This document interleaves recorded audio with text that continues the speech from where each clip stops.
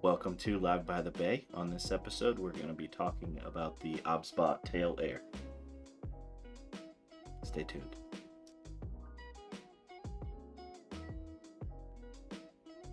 OBSBOT did send me this Tail Air and the remote to go ahead and make a review for you guys.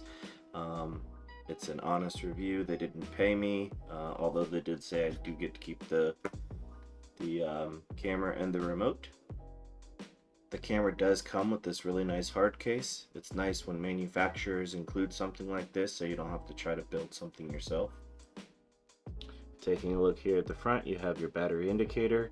You have your status LED bar here, which tells you what modes and what features you're using at any given time. On the side here, you have your microphone input. It's nice when cameras come with that.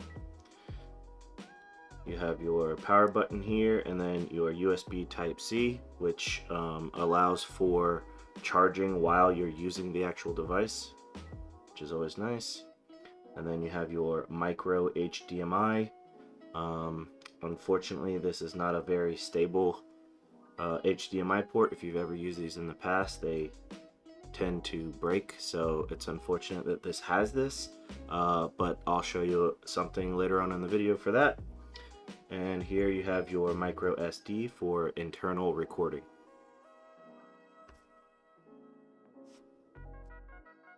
Now, OBSBOT does state that this has a 154-minute runtime, and that's in 1080-30. Obviously not outdoors, not live streaming, not anything like that. That's just strictly runtime. So battery life will vary depending on your use case, but figure about an hour and a half to 2 hours is probably what you're going to get out of this. It takes 90 minutes to go from a dead battery to a full charge. And again, keep in mind it does have the USB-C, so you can use it while it's charging. So you can use a battery bank to extend the life. And the one thing that sets this camera apart from other cameras is it has auto AI tracking for either human subjects, objects, or animal AI tracking. So here I have OBSBOT Tail Air on a small tripod, and I'm using it like a traditional gimbal, even though this is a 2-axis gimbal and not a 3-axis. Because obviously if I tilt it, the image will tilt, but if I go up or down, you can see it acts like a traditional gimbal. So it does pretty good in that regard, but you know, if you're wanting to use it for that, just remember it's not going to have the roll function of a traditional gimbal.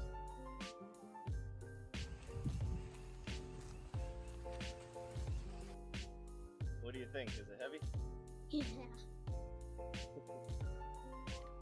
You might be wondering what that white box is on top of the tripod holding the OBSBOT Tail Air, and that is what I am calling the cube. I 3D printed it and designed it.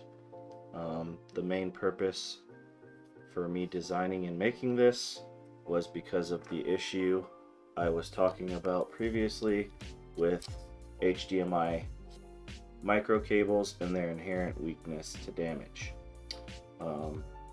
So you can see how if this was set up on a tripod and somebody came by and yanked on this cord, it could very easily damage this. So I 3D printed this little modular system here. So this plug goes in there, and then your HDMI goes inside, and you can now see this stiffens it up a lot. So the likelihood of you breaking it after using a system like this is pretty slim. I went ahead and designed the exact same thing for here, which is the USB-C port, and I left this cut out so you could still access the power button. This is the cable that came with the OBSBOT. As you can see, it fits perfectly, and now the likelihood of you breaking this USB-C port, having to send your OBSBOT back for repair, is pretty slim. This camera is definitely geared towards live streaming. It has a lot of different ways that you can connect to get the feed from the camera to however you would like to live stream it. Like I said, it has the HDMI micro port. It has UVC over USB. However, when you enable the UVC mode, it disables the HDMI function, so just be aware of that. As well as it has USB-C over Ethernet that you can use with the NDI license. Both the Ethernet and the NDI license are both going to cost you $99 each additional on top of the price of the camera. So if that's something you're looking for, just be mindful that you're going to have to spend that extra money for that feature. You can live stream directly from the app using RTMP to all of the different destinations that you're used to streaming to. One thing that I would really like to see the developers do is to add SRT function to this. If you're not familiar with SRT, it's just another protocol that allows you to film and send that over H.265, which allows you to reduce your bitrate in half, saving you data. So instead of streaming at 6,000 kilobits per second, you can stream at 3.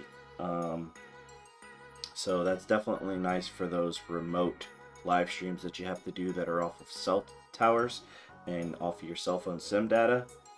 So that's definitely a feature I would like for them to add to this. When it comes to the zoom capabilities of this camera, just keep in mind that it's not an optical zoom, it's a digital zoom. So you really don't want to go past 2x crop on this. As you can see in the shot, the image really starts to degrade after you go past that 2x crop factor. Now, while we're on the subject of zooming capabilities with this camera, the remote is an add-on for $79 US at the time of making this video, but I think it's worth it because it allows you to control 3 cameras with this remote, as well as make 3 presets for positions. So you can use the joystick to control it, and then you just hold down the preset button, and then you choose another point, hold down the next preset button, and then pick another point and even zoom in if you want, and hold the last preset button. And you can do this up to 3 different cameras, but what it allows you to do is you can quickly recall that position. So maybe that was somebody on stage speaking, and then position 2 is someone next to them, and then position 3 is showing somebody up on a balcony or something. But you can see with having 3 cameras with 3 positions, you could actually have up to 9 preset positions, essentially 9 different camera angles, just off of having 3 cameras with this remote. So I think it's definitely a good buy. The camera I'm filming on right now is the A7S III. I went ahead and set the OBSBOT Tail Air up next to it and tried to match the angle as best I could. This is obviously a very unfair comparison, but I figured I'd go ahead and show you what the difference that it looks like, especially in a low light environment like we have right here. So this is the OBSBOT Tail Air, and this is the A7S III. Obviously the A7S III does a way better job. It's a very large full frame sensor, and the sensor on the OBSBOT Tail Air is a 1/1.8 sensor. For a PTZ camera and the price range it's in, I think it does an amazing job. But I figured I'd go ahead and show this comparison. So I've now tried filming this section like 10 times. And what it is it's for the gesture control for the camera. If you give it the OK, it'll start and stop recording. If you use the L, it'll zoom in. And this is now why I have recorded it multiple times. Give it the L again, it's supposed to zoom out, but you can see it's very laggy in how it works. It's supposed to have dynamic zoom, so you can see